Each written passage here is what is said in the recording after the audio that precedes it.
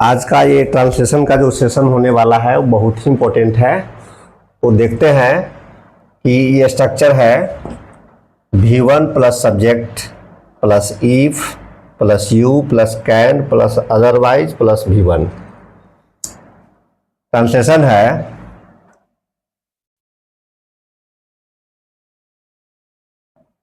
खेलना है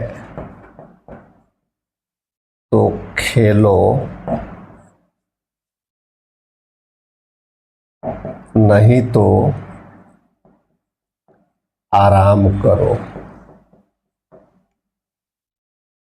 खेलना है तो खेलो, नहीं तो आराम करो। यह ट्रांसलेशन दो पार्ट में बटा हुआ है। कैसे बनेगा?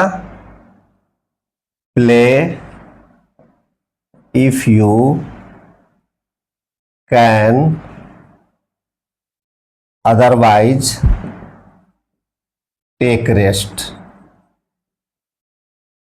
इस तरह का ट्रांसलेशन कहीं भी लिखा हुआ मिले ट्रांसलेशन की किताब में तो इस तरह से ट्रांसलेट करेंगे।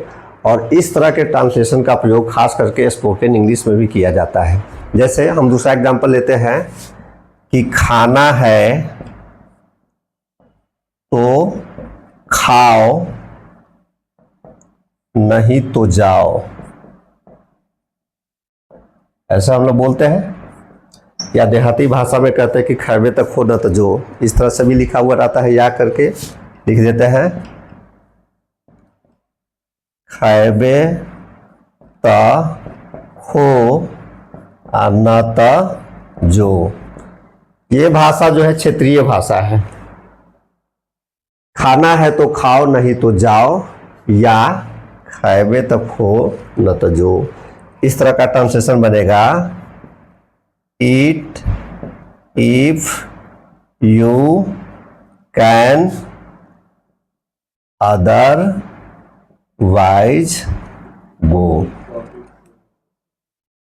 अगर हमको बोलना है कि टीवी देखना है तो देखो, नहीं तो आराम करो, how can you say in English watch TV if you can, otherwise take rest. तो इस तरह का पैटर्न का जो भी ट्रांसलेशन रहे, खेलना है तो खेलो, नहीं तो जाओ, या खाना है तो खाओ, नहीं तो जाओ, इस पैटर्न पर बनेगा। स्ट्रक्चर को याद रखना है V1 plus subject plus if plus you plus can plus otherwise plus V1। तो मैं समझता हूँ कि इस तरह के स्ट्रक्चर वाला जो भी ट्रांसलेशन होगा इस स्ट्रक्चर पर बन जाएगा। आज के लिए इतना ही। देखिए ये कैसा बना।